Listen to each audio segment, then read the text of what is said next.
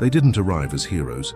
They arrived tired, hungry, covered in mud and exhaustion. And yet, what the people of Europe remember most about Canadian soldiers was not the gunfire, but what came after it. Chocolate shared with children who hadn't tasted sugar in years, tears from civilians who didn't believe kindness could still exist, and freedom that didn't end when the fighting stopped. Before the war, Canada was a distant country to most Europeans, barely known, barely imagined.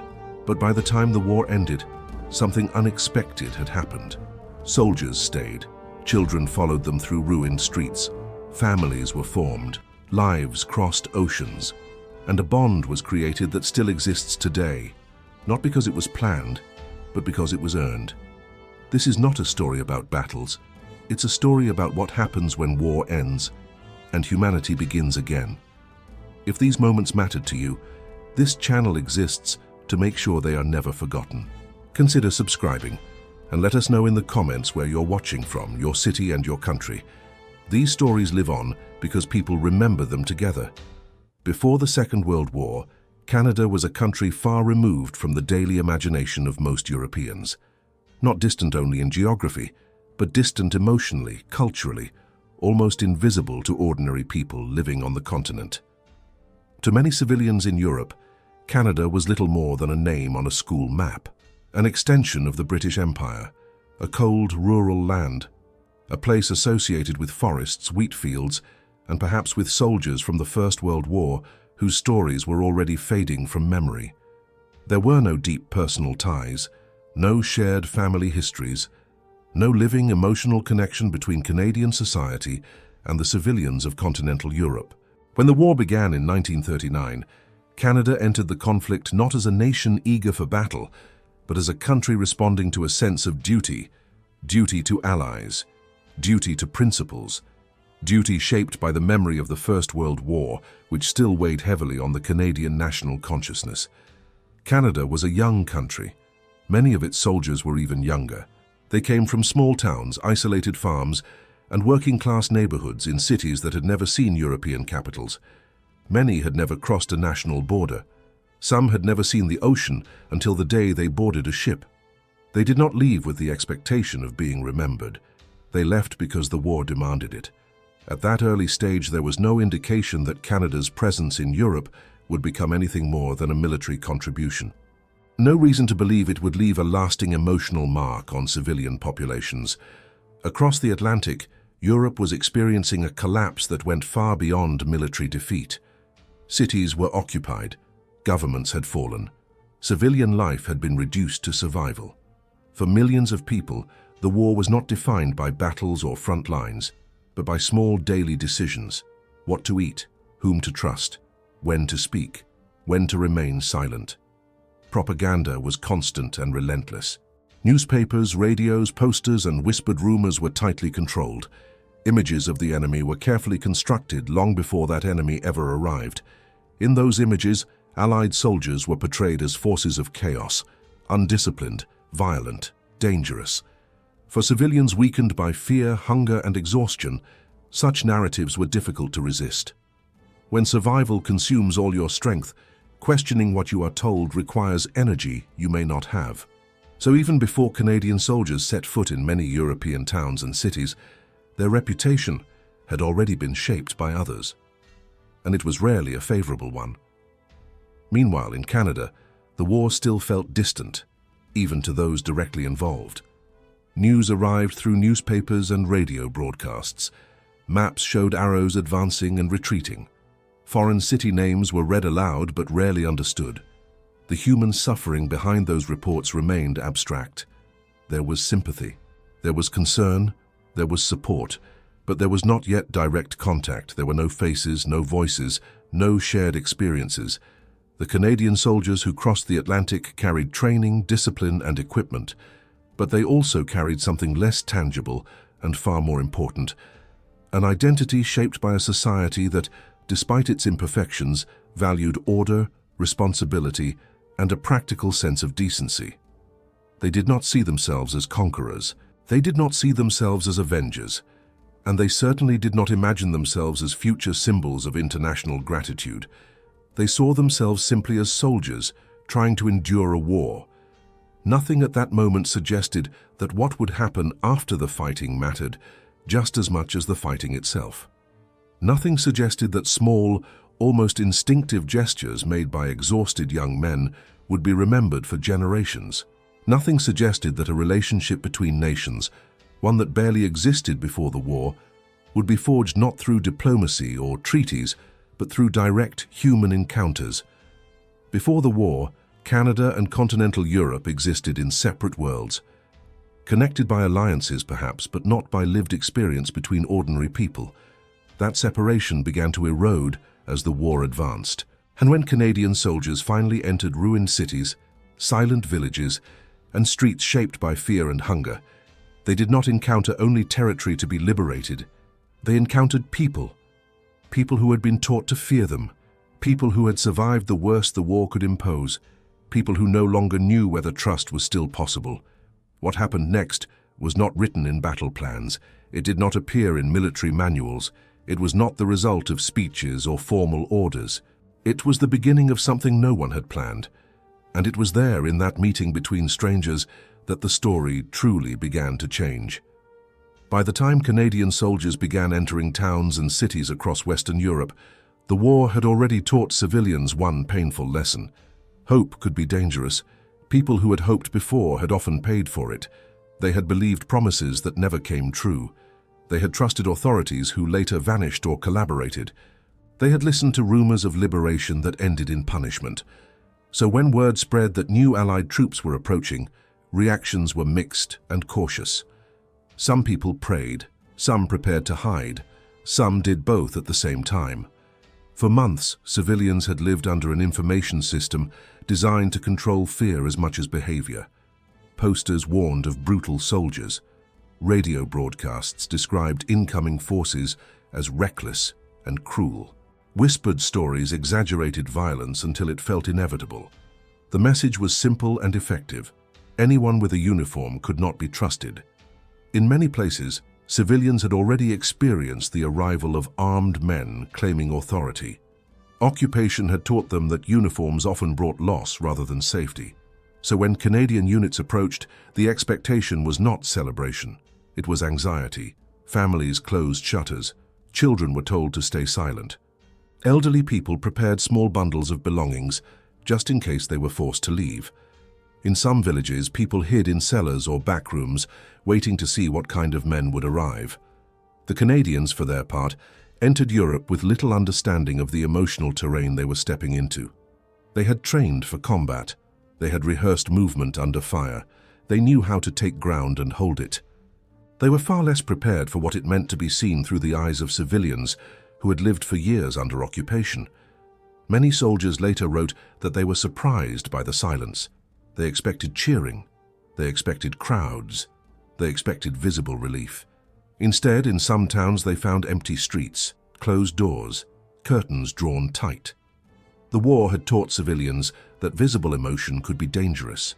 Survival had required caution. In one account, a Canadian soldier described entering a town where no one appeared for hours. The streets were intact but lifeless. Only after a single woman cautiously opened a window and made eye contact did others begin to emerge, slowly, as if testing reality. That moment mattered.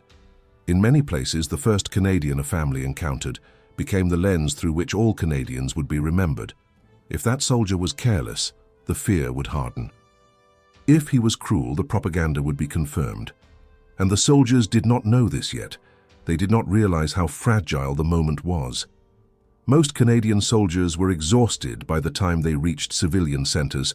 They had been moving for weeks, sleeping little, eating irregularly. They were not arriving in polished formation. They were arriving tired, dirty, often emotionally numb. And yet, it was in that condition that the most important encounters occurred. The first interactions were often small and unplanned. A soldier offering water, a shared cigarette, a gesture to indicate the fighting was over, a smile, hesitant but real. These gestures carried enormous weight. For civilians who had been taught to expect violence, even a neutral interaction felt surprising. For those who had not seen kindness from armed men in years, It felt almost unreal. Children were often the first to approach. They had learned fear from adults, but curiosity still lived in them. A uniform was still something to look at. A foreign accent was still interesting. In several towns, children appeared at a distance first, watching from doorways or corners. Then, inch by inch, they moved closer. Canadian soldiers noticed this pattern again and again. Children watching, waiting, then stepping forward. Adults followed more slowly. Many women later recalled that their first judgment of the Canadians was based on how they treated children, whether they knelt down, whether they spoke gently, whether they shared what little they had. Those moments became anchors of trust.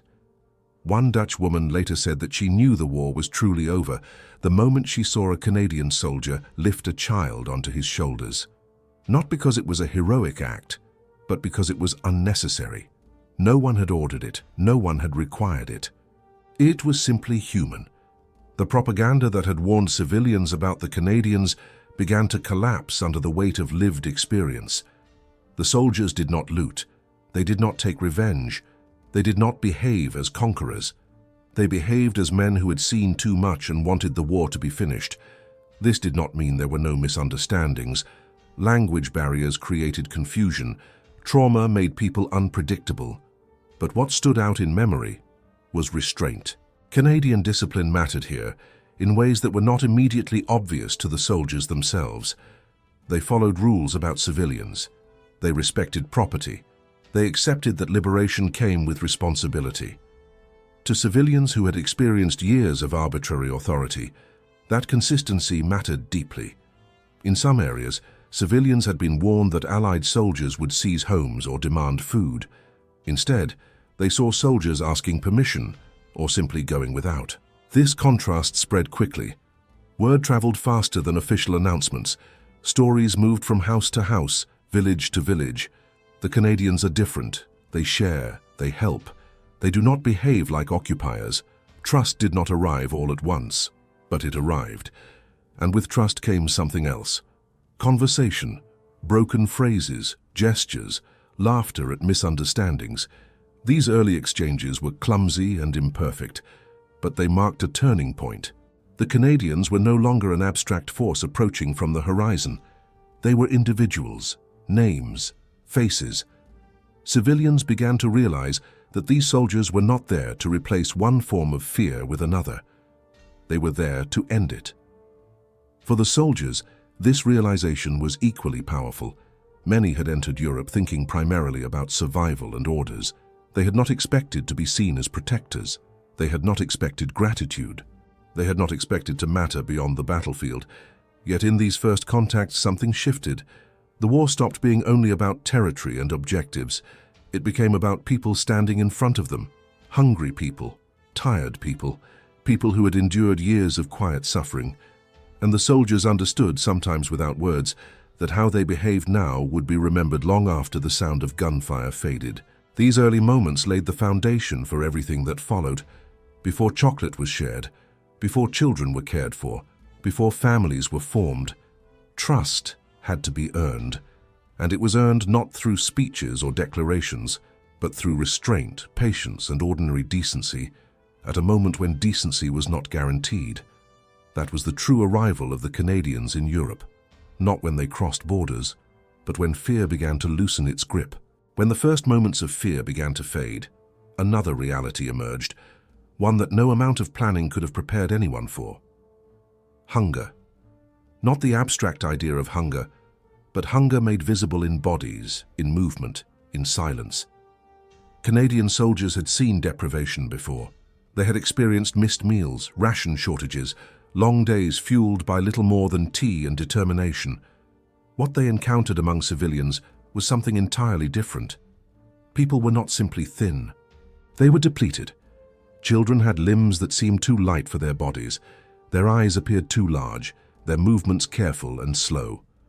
Older people sat rather than stood, conserving what little strength remained. Some civilians could barely speak for more than a few moments without stopping to rest. The war had not ended their suffering. It had only removed the source of fear that had kept them silent. Now the need was visible. Canadian soldiers carried rations meant to sustain men in combat. They were calculated carefully. Nothing was surplus. Yet almost immediately, soldiers began to share them, not because they were ordered to, not because it was required, because they saw need and they had food. Chocolate became one of the most remembered items. To the soldiers, it was a small part of a daily ration, a source of energy, a taste of home. To children who had lived through years of scarcity, it was something else entirely. Many had not tasted sugar in years. Some did not recognize it at all. Accounts from civilians described children staring at chocolate bars without knowing what to do. Others tried to save them, believing they were too precious to eat. In several testimonies, mothers described children crying before even tasting the chocolate, not from sadness, but from disbelief. Canadian soldiers noticed this reaction again and again.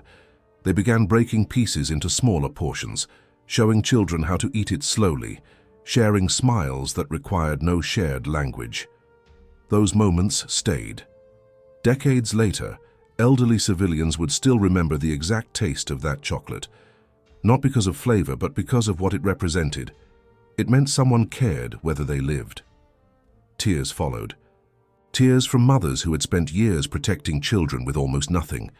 Tears from fathers who had failed by no fault of their own to provide. Tears from children overwhelmed by relief they could not yet name. The soldiers were not immune to this. Many later admitted that they had cried as well, quietly, away from others. They had trained for combat, not for famine. Seeing suffering without an enemy to fight was harder than battle. Chocolate was only the beginning. Canadian units soon organized food distribution more systematically.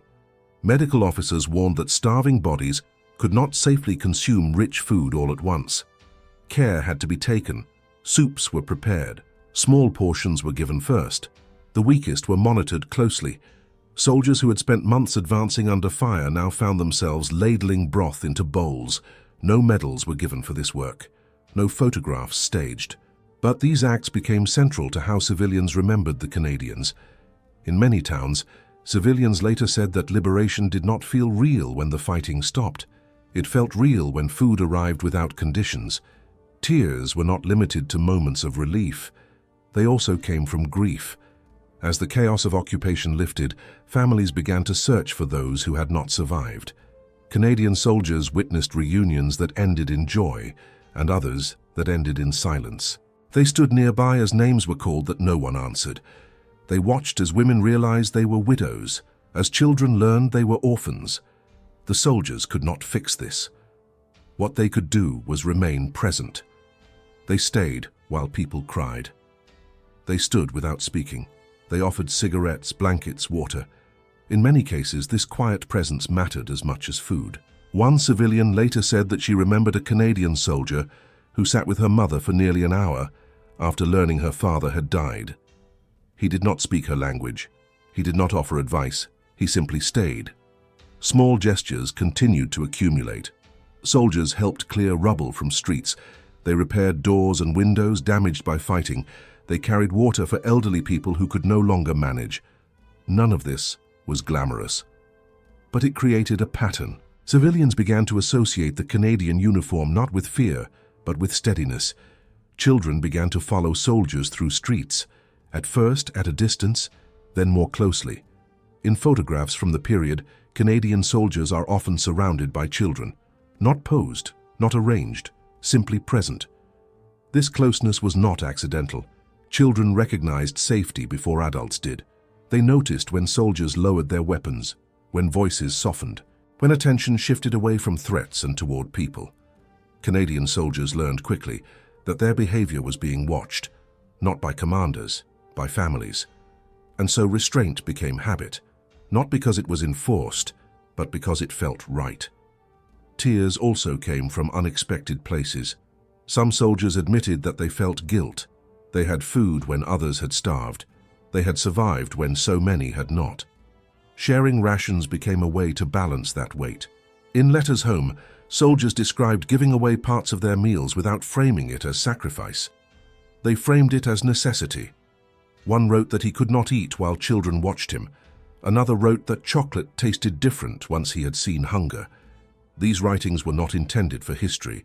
They were private attempts to make sense of what they had witnessed. The civilians sensed this sincerity. They understood the difference between charity and solidarity. What the Canadians offered did not feel like pity. It felt like recognition. That distinction mattered. As days passed, stories spread. People told neighbors that the Canadians shared food, that they were careful with the sick, that they treated civilians with respect. Fear dissolved slowly, replaced by trust. Trust allowed something else to emerge: gratitude, not loud, not theatrical, quiet, steady gratitude that attached itself to memory. Years later, civilians would say they did not remember exact dates or names. They remembered moments. Chocolate passed from hand to hand, a soldier kneeling to speak to a child, a shared cigarette in a ruined doorway, a blanket placed gently around thin shoulders. These were not strategic acts. They were human responses to human suffering, and yet they would become the foundation of a bond that lasted far beyond the war itself. The Canadians did not arrive as saviors. They became remembered as people who noticed suffering and responded without being asked. That distinction changed everything, and it set the stage for what came next, when the fighting stopped for the soldiers, but the work of rebuilding life had only begun. For Canadian soldiers, the end of major fighting brought a physical release. Orders changed. The sound of artillery faded. Movement slowed. For civilians, the war did not end so cleanly. Liberation removed fear of arrest, deportation, or execution. It did not restore families. It did not rebuild homes. It did not return the dead. In many places, the silence that followed combat felt heavier than the noise that had preceded it. Cities and towns were damaged, but the deeper damage was invisible. Years of hunger, fear, and loss had reshaped daily life. Children who should have been in school had spent their formative years hiding. Elderly people who should have been cared for had spent winters alone. Entire families were missing members who would never return. Canadian soldiers encountered this reality almost immediately. They had expected relief. They found exhaustion. They had expected celebration. They found people too tired to celebrate. Liberation was not a single moment. It was a process, one that required patience. For many civilians, the presence of soldiers no longer triggered fear, but it did not immediately bring security either. Security had to be rebuilt slowly. There were practical problems everywhere. Water systems damaged by fighting or neglect, electrical grids unreliable or non-existent, hospitals overwhelmed, food distribution fragile and uneven. The end of occupation revealed needs that had been hidden for years. Canadian units found themselves performing tasks that had nothing to do with combat. Engineers repaired bridges, not for advancing armies, but so civilians could cross rivers again. Signals units helped restore basic communications so families could locate one another. Medical personnel treated illnesses caused not by bullets, but by malnutrition and exposure. These were not temporary measures. They required weeks and months of sustained presence, and so the Canadians stayed. Not because they wanted to occupy, but because leaving too soon would have created chaos. In towns across liberated regions, Canadian soldiers became part of daily life. They were seen clearing debris in the morning, standing guard at night, helping organize food lines, escorting displaced people back to their homes. For civilians, this consistency mattered. Occupation had taught them that armed men came and went according to their own interests. The Canadians remained. Children noticed this first. They woke up and saw the same soldiers. They went to sleep knowing someone was watching the streets. Familiarity began to replace anxiety. For orphans, the situation was even more complex. Many children had lost parents during the occupation. Some had watched family members die from hunger or disease. Others had been separated during evacuations or arrests. Liberation did not immediately reunite them. In some cases, it confirmed that no reunion was possible. Canadian soldiers encountered children living alone, cared for by neighbors barely able to care for themselves. They encountered makeshift shelters run by exhausted adults with no resources. There were no clear instructions for this situation. Military doctrine did not explain what to do when children attached themselves to soldiers, because soldiers represented safety. And yet, soldiers adapted. They did what came naturally. They watched over children while aid was organized. They shared food. They played games in ruined streets. They became familiar faces in lives that had known nothing but instability. This was not adoption. It was presence. Temporary but meaningful. Some soldiers later said that caring for children was harder than fighting because there was no enemy to confront, no objective to complete, only responsibility. For many civilians, especially women, this period reshaped their understanding of the war. The soldiers who had once been feared were now part of the fragile rebuilding of life. They helped with practical tasks, but they also listened. Listening mattered more than many realized. People needed to tell their stories. They needed witnesses. Canadian soldiers heard about years of occupation, whispered resistance, betrayals, losses. They heard these stories without judgment, often without full understanding of the language. But they listened. That alone created trust. The post-war period was also a time of moral uncertainty. Collaborators were being identified. Accusations were made. Old grudges resurfaced. In some places, there were fears of revenge violence. Canadian forces played a quiet but crucial role here. They maintained order without escalating tension. They enforced rules consistently. They did not take sides in personal disputes. This restraint prevented bloodshed. Civilians noticed. They saw that justice was being handled carefully, not emotionally. This further reinforced the sense that the Canadians were not just passing through, but were invested in stability. As weeks turned into months, relationships deepened. Soldiers learned names. Civilians learned faces. People began to greet one another not as liberator and liberated, but as neighbors sharing space. This was especially true in rural areas and smaller towns. In these places, soldiers often lived near civilians rather than in isolated compounds. They ate nearby. They walked the same roads. They became part of the rhythm of the place. The war had stripped many civilians of their sense of normal life. The steady presence of Canadian soldiers helped restore it, not by force but by reliability. Knowing that someone would be there tomorrow mattered. For soldiers, this period also changed how they understood their role. They had entered the war trained to fight. They were now learning how to stand down without disengaging. They were still soldiers, but they were also witnesses to recovery. Some later said that this period stayed with them longer than any battle, because it showed them what their sacrifices had been for, not abstract victories, but people resuming life. The end of combat did not bring an end to responsibility. It revealed a deeper one, and in fulfilling it, often quietly and without recognition, Canadian soldiers helped ensure that liberation did not collapse into chaos. This was the space where bonds formed, not during gunfire, but in the long, uncertain days that followed. It was here, in the fragile space between war and peace, that trust turned into connection. And that connection would soon grow into something even more lasting. As the weeks passed, one truth became impossible to ignore. The war had ended for armies, but for children it had not ended at all. Across liberated towns and villages, Canadian soldiers encountered children who did not know where they belonged. Some had lost both parents. Others had parents who were missing, imprisoned, or never coming home. Many were being cared for by neighbors who were themselves barely surviving. These children were not statistics. They were present, visible, and quietly watching everything.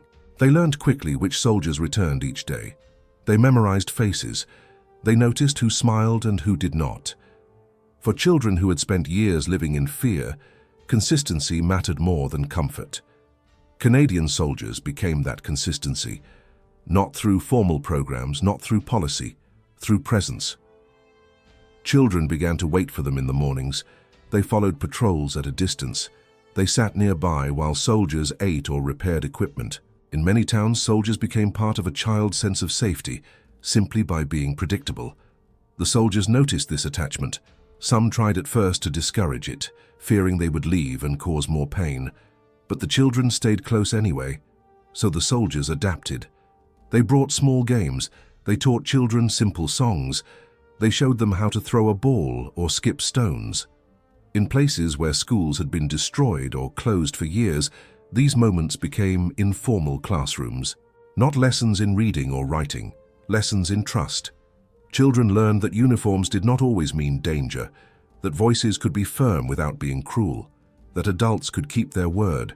For orphans, the situation was more complex. Some children had no clear guardians at all.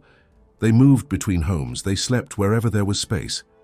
Canadian soldiers often encountered these children alone. There were limits to what soldiers could do. They could not adopt. They could not replace families, but they could protect. They ensured children were not left unattended near dangerous areas.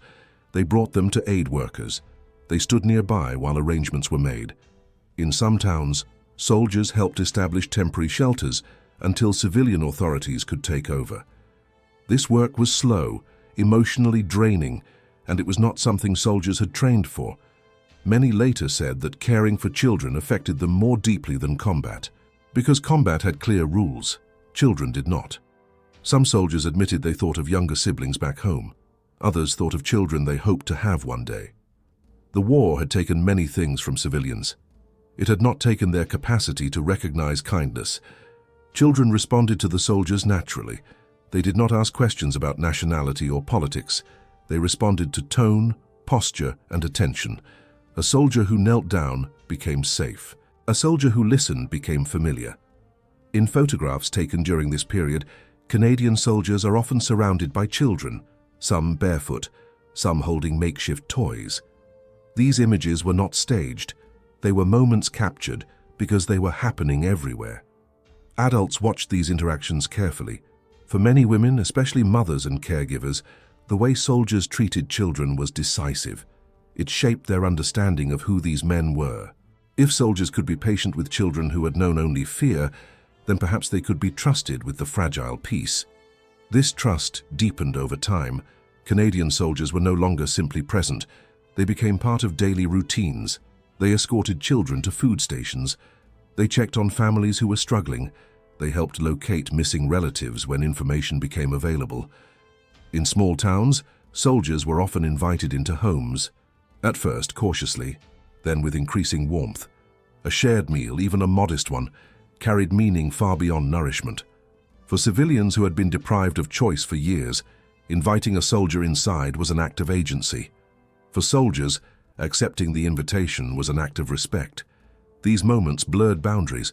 Soldiers were no longer only representatives of an army. They were guests. And sometimes, something deeper began to form. Friendships, affection, care.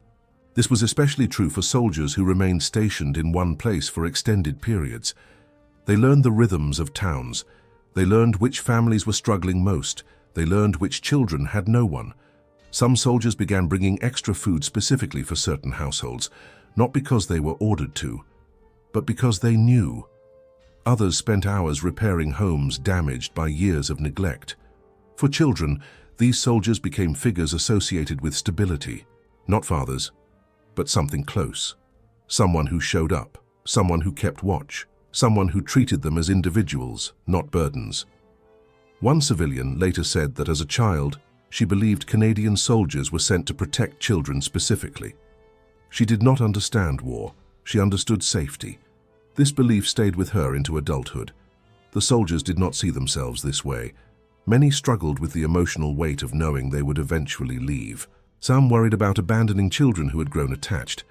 Others hoped civilian systems would soon be strong enough to take over.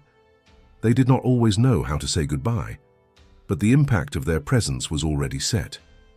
For many children, these months were the first time since the war began that life felt predictable. The first time laughter returned without fear. The first time sleep came without listening for footsteps. These moments did not erase trauma, but they softened it. They created memories of kindness layered over memories of fear.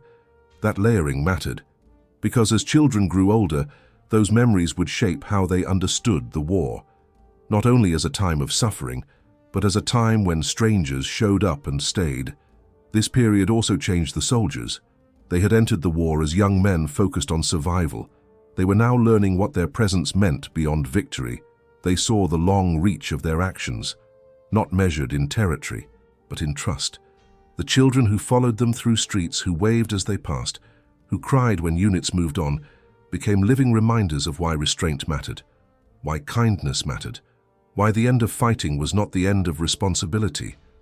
And it was here in these quiet, ordinary interactions that the bonds between Canadians and European civilians deepened beyond gratitude. They became personal, and those personal bonds would soon cross an ocean. As the months passed and the immediate crisis eased, a quieter transformation began to take shape. What had started as proximity became familiarity. What had been routine contact became conversation. And for some, conversation became attachment. Canadian soldiers had not arrived in Europe looking for permanent ties. Most expected to return home once their duties were complete. But war has a way of rearranging lives in ways no one plans. During the long post-war months, soldiers and civilians shared time rather than moments. They spoke through gestures, broken phrases, and patience. They learned habits, expressions, small rituals of daily life. Friendships formed first. Soldiers helped rebuild homes. Civilians shared what little they had. Meals were eaten slowly, not because food was abundant, but because conversation mattered. In these shared spaces, affection grew naturally. It was not sudden. It was not dramatic. It was shaped by trust built under pressure. Many relationships began between Canadian soldiers and European women who had carried enormous burdens through the occupation. They had managed households alone, protected children, survived hunger and fear. They did not see soldiers as heroes. They saw them as men who had shown restraint, kindness, and reliability. For the soldiers, these women represented resilience, not romanticized resilience, real endurance. Relationships formed without the illusions of peacetime. They were grounded in shared experience of loss and recovery. By late 1945, the number of marriages between Canadian soldiers and European women had grown large enough that governments on both sides of the Atlantic had to respond. Procedures were established, documents were required, medical examinations conducted, transportation arranged. What had begun as personal relationships now intersected with immigration systems and military administration. Behind every form was a decision that reshaped a life. Where will we live? What language will our children speak? Will I ever see my family again? For many women, the decision meant leaving everything familiar. Parents who had survived occupation, siblings rebuilding lives, towns still carrying scars of war. Some families supported the decision, others struggled with it. But the choice was made in a moment when certainty was rare. Canada became not just a country on a map, but a future. The journey itself was daunting. Women boarded ships with small suitcases, personal belongings carefully chosen, photographs folded and protected, recipes written by hand, carried as memory rather than instruction. They crossed the Atlantic toward a land they had never seen, guided only by trust in the men they married. The term war bride entered common use, but it did not capture the complexity of the experience. These women were not symbols, they were individuals. They arrived in Canada to climates they had never known, to languages they spoke imperfectly or not at all, to families who welcomed them with varying degrees of understanding. Some integrated quickly, others struggled. They faced loneliness, homesickness, cultural differences that extended far beyond food or customs. And yet many built strong lives. They raised children who carried both histories. They shared stories of the war not as distant events, but as lived experience. In Canada, these families quietly changed the social landscape. Dutch accents appeared in neighborhoods. European traditions blended with Canadian ones. New communities formed. Some Canadian soldiers chose a different path. They remained in Europe. They married and settled in the countries they had helped liberate. They became farmers, tradesmen, shopkeepers. They learned local languages. They raised families where the war had once raged. For these men, home shifted. Canada remained part of their identity, but their daily lives unfolded elsewhere. Their children grew up bilingual. Their family stories included both sides of the ocean. This movement was not one-sided. Families formed bridges between countries long before governments formalized partnerships. Letters crossed the Atlantic regularly. Photographs were exchanged. Visits were planned when possible. Children grew up knowing grandparents they had never met in person. Maps were studied not as geography, but but as family history. These connections endured even as memories of the war faded. For many families, the reason for the bond was simple. Without the war, they would not exist. This awareness shaped identity. Children of these unions often grew up with a sense that history was personal, that international events could shape intimate lives.